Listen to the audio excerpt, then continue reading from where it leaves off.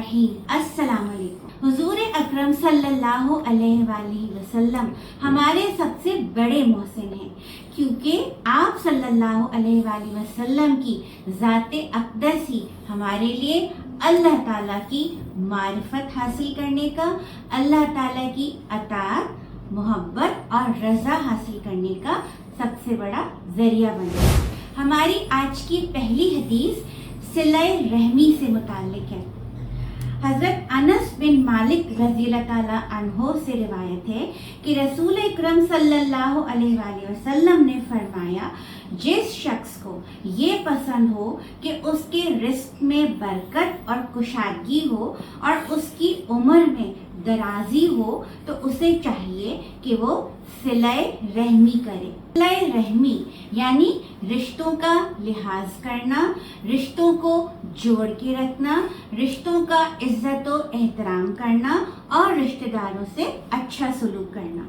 गर्ज ये कि हर लिहाज से उनके साथ अच्छे ताल्लुकात इस्तवार करके रखना और उनके लिए मोहब्बत और हमदर्दी के जज्बात से सरशार रहना। रिश्तेदारों से ताल्लुक कता करना या तोड़ना कतई रहमी कहलाता है। आजकल के नफ्सा नफ्सी के दौर में रिश्तेदारियां निभाना एक चैलेंज बन गया है।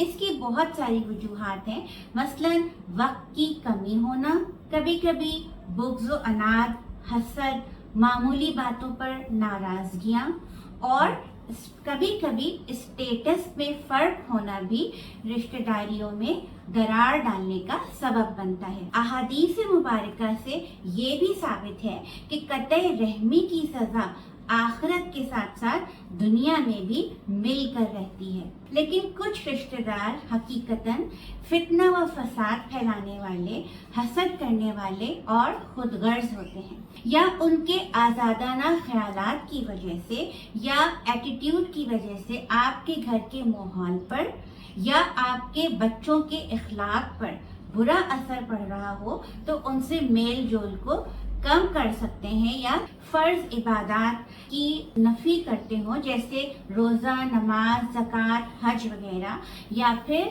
खुल्लम खुल्ला कबीरा गुनाहों में मुब्तला हो, जैसे कि शराब नोशी या ज़िना वगैरह, तो उनसे तर्क ताल्लुक़ वाजिब है। हमारी आज की दूसरी हदीस भी अपने मौजू के लिहाज से इंतहाई जामे है। हज़रत अबू हुरैरा रज़ियल्लाहु ताला अन्हो से रिवायत है कि हुजूर अकरम सल्लल्लाहु अलैहि वसल्लम ने इरशाद फरमाया, जो शख्स अल्लाह और आखिरत के दिन पर ईमान रखता हो, वो अच्छी बात करे या खामोश रहे। जो शख्स अल्लाह और आखिरत के दिन पर ईमान रखता हो, वो अपने पड़ोसी को अजियत देने या तकलीफ देने से बाज रहे, और जो शख्स अल्लाह और आखिरत पर ईमान रखता हो, वो अपने मेहमान की इज्जत व इकराम करे। प्यारे नबी सल्लल्लाहु अलैहि वसल्लम की तालीमात के मुताबिक हमारी ज़बान का मकसद ज़िक्र इलाही, बुरी बातों से रोकना, अच्छी बातों की तरफ दावत देना या तरगीब देना, आपस में प्यार मोहब्बत और सुलह जोई के जज्बात को बढ़ाना शामिल है। अगर हम ये सब कुछ नहीं कर सकते तो बेहतर है कि खामोश रहा जाए, क्योंकि हमारी ज़बान से निकला हुआ हर लफ्ज़ हमारे नामाए आमाल में दर्ज हो रहा है और क़यामत के दिन हमें उसके लिए जवाबदेह होना होगा। हम जब भी किसी मुसीबत में मुब्तला होते हैं या किसी परेशानी में गिरफ्तार हो जाते हैं, अर्जेंट सिचुएशन में आ जाते हैं, तो हमारा सबसे पहला रेस्क्यू पॉइंट या जरिया कौन होता है? पड़ोस। इसीलिए अल्लाह के प्यारे नबी ने पड़ोसियों के साथ अच्छे ताल्लुकात इस्तवार करने पर बहुत जोर दिया है। लेकिन हम कभी कभी अपने पड़ोसियों को अजियत देने का बाइस भी बन जाते हैं। जैसे कुछ लोग नातों को फुल वॉल्यूम में लगाकर समझते हैं कि वो दीन की कोई बहुत बड़ी खिदमत कर रहे हैं, या अपने घर में कोई शादी ब्याह के मौके पर गानों की रिकॉर्डिंग लगा देते हैं, ये सोचे समझे बगैर कि इससे पड़ोसियों को कितनी अजियत और तकलीफ हो रही होगी।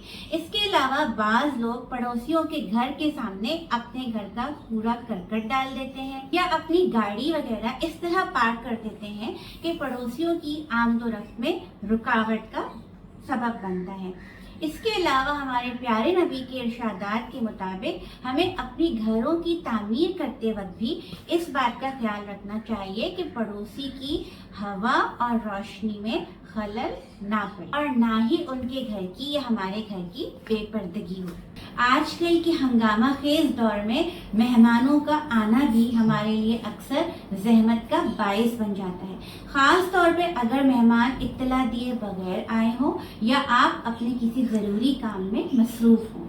یہ سب بالکل درست، لیکن اگر ہم اللہ تعالیٰ کی رضا اور حضور اکرم صلی اللہ علیہ وآلہ وسلم کی سیرت پر عمل کرنے کی نیت سے اپنے مہمانوں کا اکرام کریں گے تو انشاءاللہ ہمارے لیے بہت اجر و ثواب کا باعث ہوگا۔ مہمانوں کو بھی چاہیے کہ وہ جانے سے پہلے اطلاع کر دیں، ساتھ جاتے ہوئے کوئی نہ کوئی ہدیہ لے کر جائیں اور اتنی دیر نہ بیٹھیں کہ میزبان کی مصروفیات میں خلل واقع ہو۔ ہماری آج کی تیسری حدیث مزدور کی مزدوری ادا کرنے سے متعلق ہے۔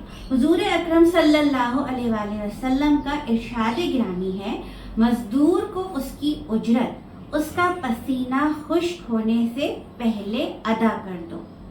یعنی جو بھی آپ کے امپلائیز ہیں، ماتحت ہیں، ملازمین ہیں یا مزدور ہیں، ان کی اجرت مقررہ وقت پر ادا کرنا ضروری ہے۔ بعض لوگ کام پورا ہونے کے باوجود بھی اجرت وقت پر ادا کرنے کے بجائے چکر پر چکر لگواتے رہتے ہیں، ہیلے بہانے کرتے ہیں اور نئے سرے سے اجرت طے کرنے پر بحث کرنا شروع کر دیتے ہیں۔ یاد رکھیے کہ یہ تمام امور اللہ تعالیٰ کے غضب کو دعوت دینے والے ہیں۔ ہو سکتا ہے کہ آج آپ کا ماتحت یا امپلائی آپ کا کچھ بھی نہ بگاڑ سکے اور آپ کی یہ تمام ظلم اس کو برداشت کرنے پڑے، لیکن یہ مت بھولیے گا کہ اس کی اللہ تعالیٰ کے عرش کو ہلانے کا سبب بن سکتی ہے۔ ہماری آج کی چوتھی حدیث مال و دولت سے متعلق ہے۔